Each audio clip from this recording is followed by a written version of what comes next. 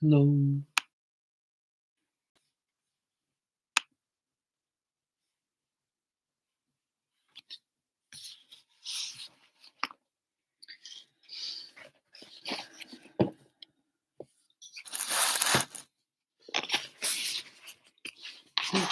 So today we continue with this book by Orgyen Chowang Rinpoche.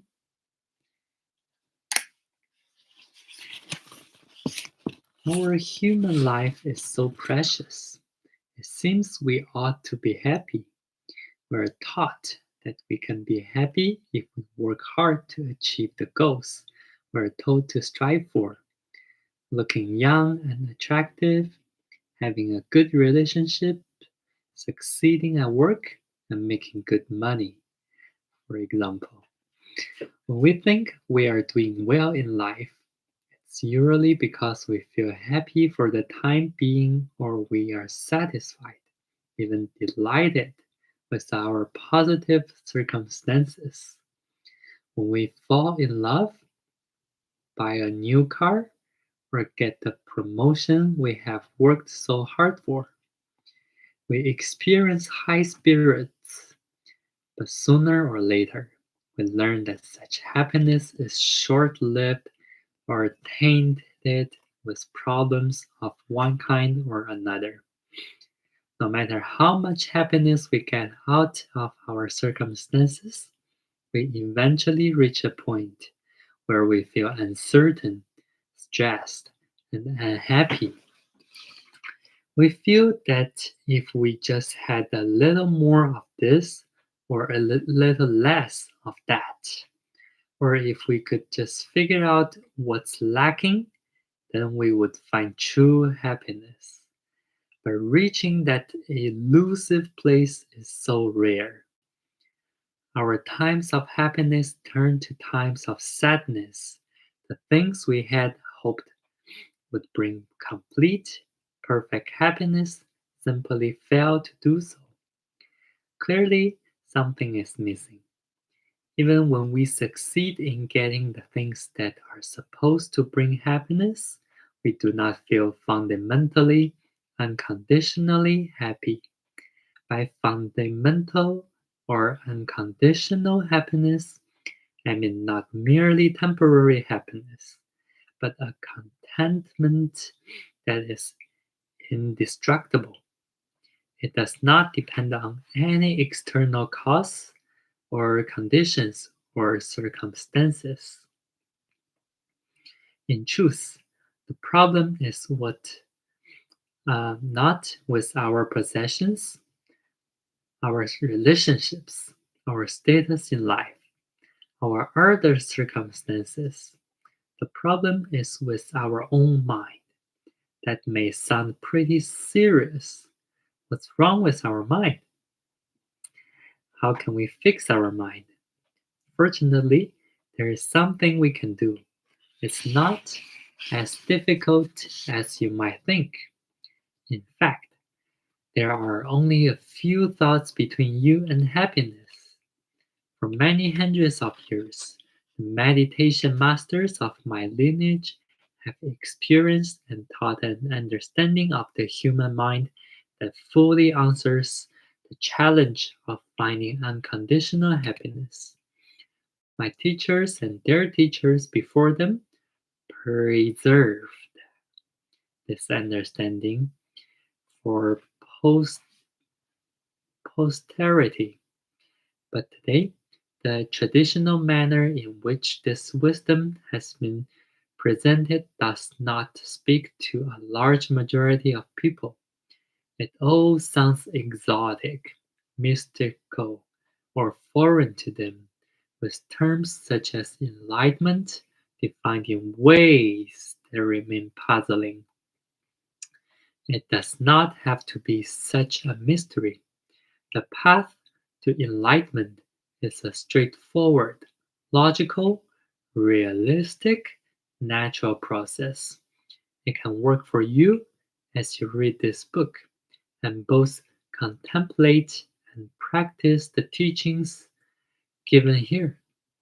You will start to realize that the constantly changing circumstances of life are not insurmountable obstacles to your true happiness and the wisdom of enlightenment.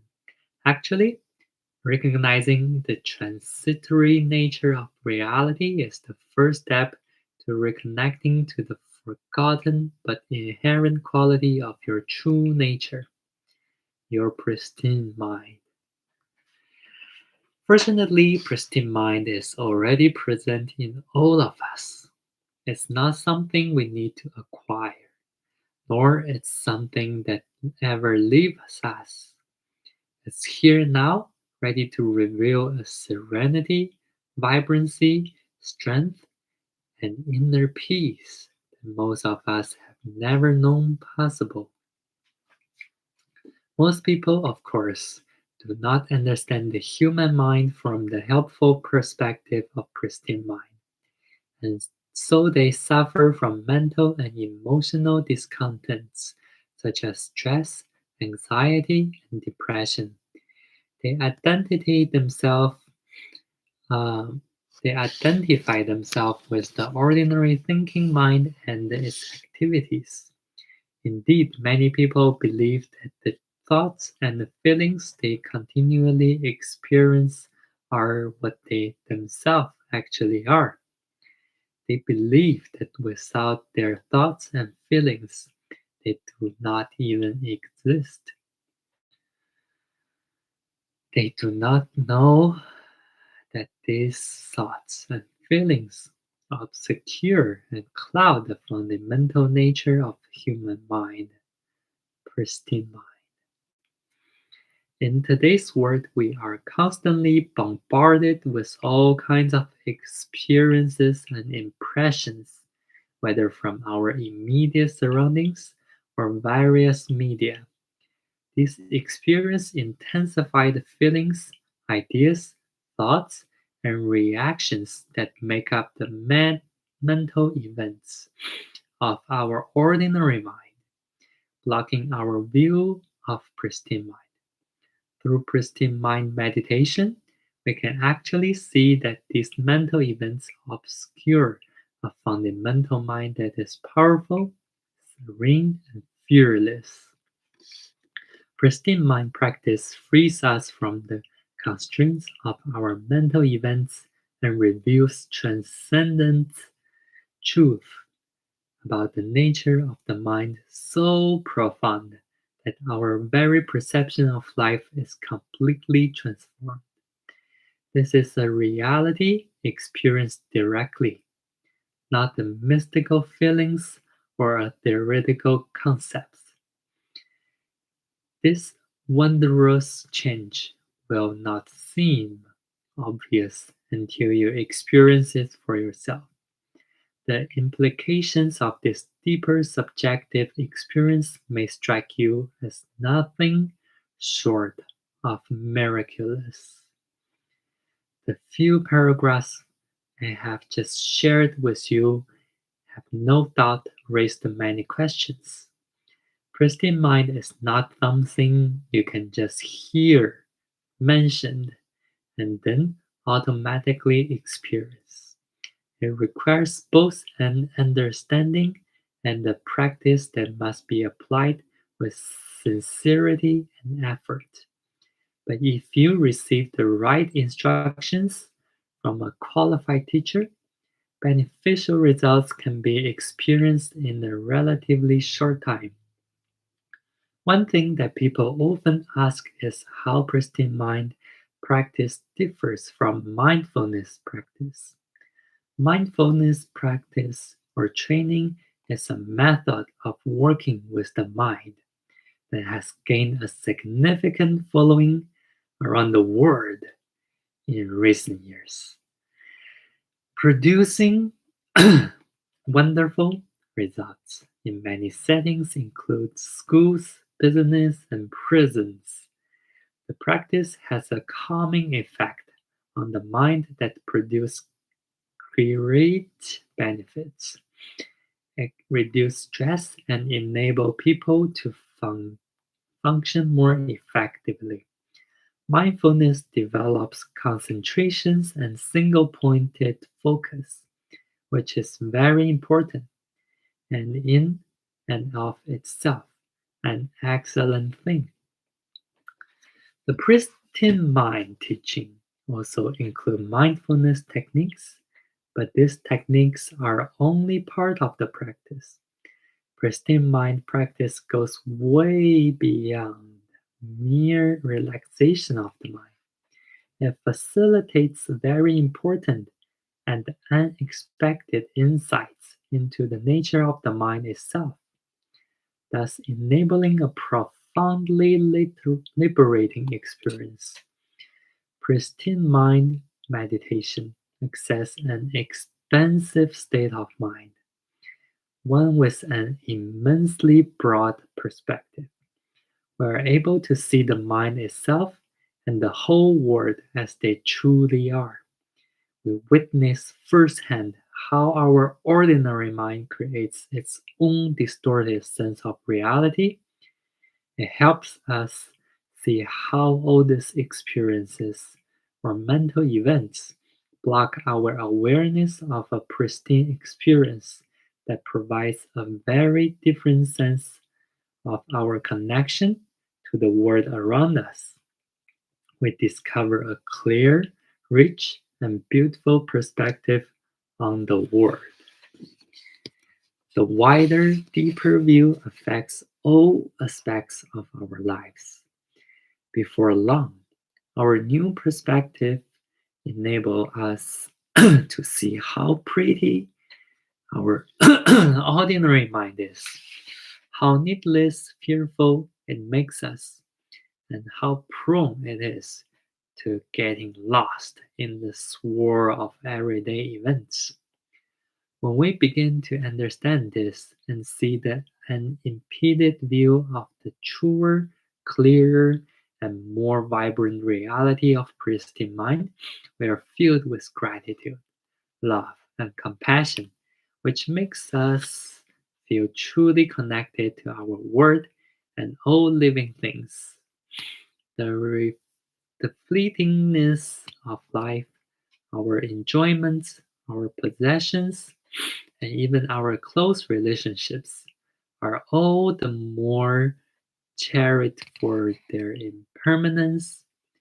Negative thoughts and feelings lose their power to control our lives, and instead give way to appreciation for the gift of our humanity and compassion for the sufferings of others. Perhaps most important of all, we develop a new relationship with our own mind. Once uncovered, our pristine mind becomes our refuge at all times and in all circumstances. Everything we experience is totally different when we engage in the world from the vantage point of pristine mind. Its straightforward and direct connection to the world without filters, walls, or barriers.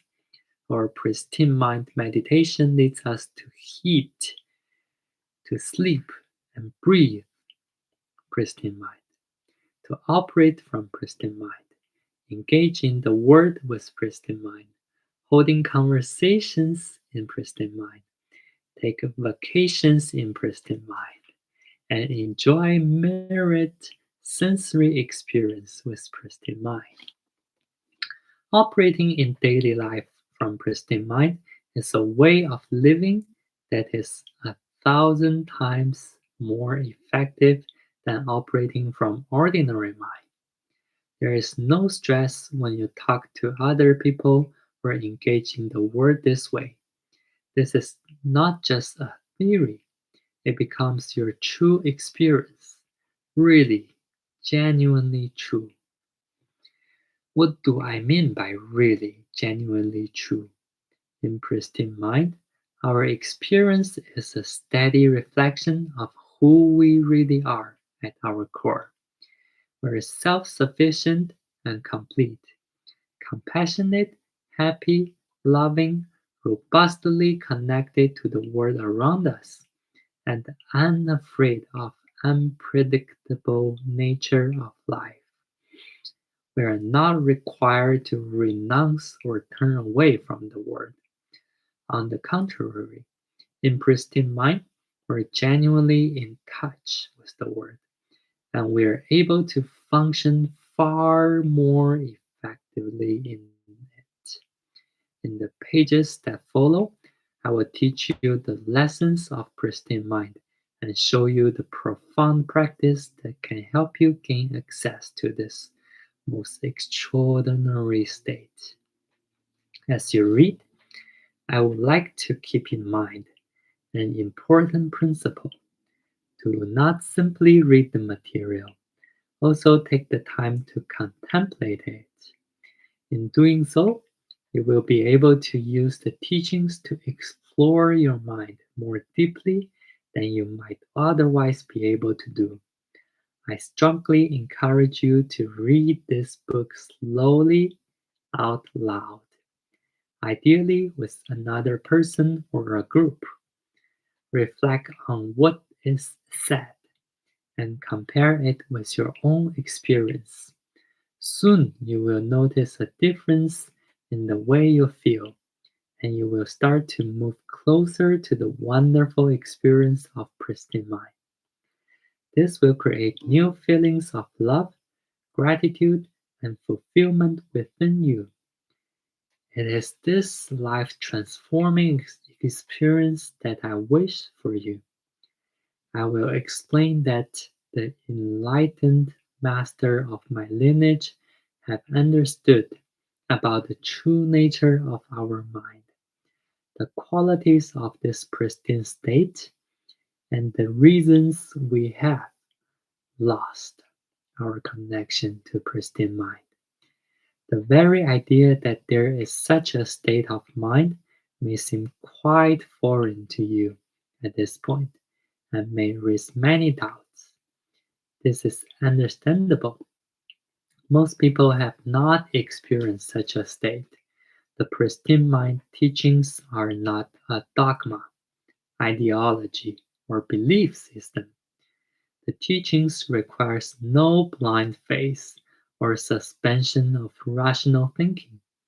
They are simply a practice of working with the mind. I ask you to only to keep an open mind. If questions come up, hold them while you continuing your journey through this book. The answers will come. It's also important to know that the mere intellectual understanding of pristine mind will not be sufficient for you to access your pristine mind. Access to your pristine mind and the benefits of pristine mind can only be achieved through the practice described in the parts that follow. However, a mental comprehension is necessary and important so that we can understand both the practice and why we are doing it. Without this comprehension to guide us, the practice may feel arbitrary, perhaps meaningless. It is much more difficult to do it correctly if we do not understand why we are doing it. Thus, please be patient and think carefully about what follows.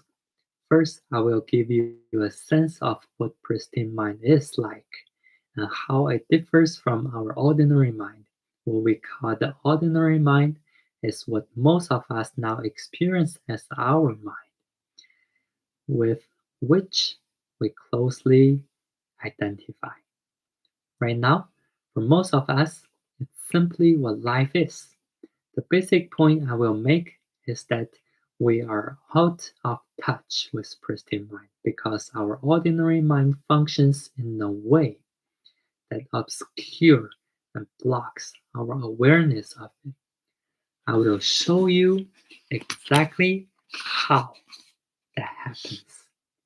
Access to our pristine mind, however, enable us to find true security, serenity, majesty, and meaning in life.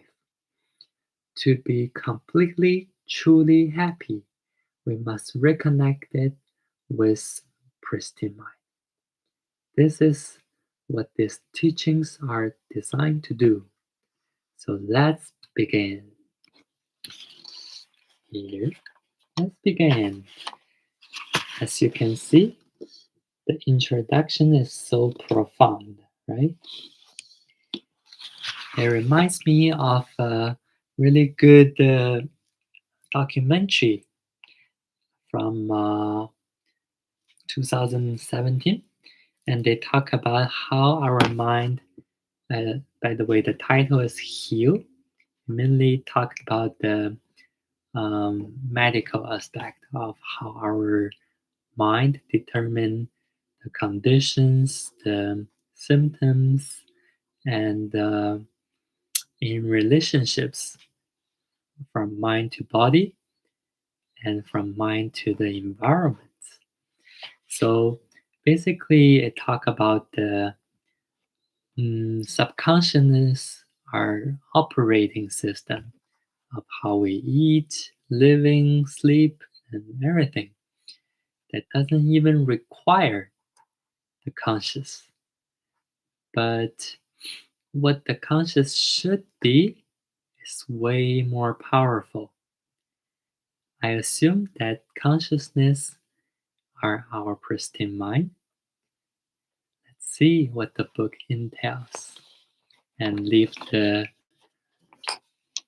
ordinary mind alone so that subconsciousness can just take over and carry out the daily chore for us.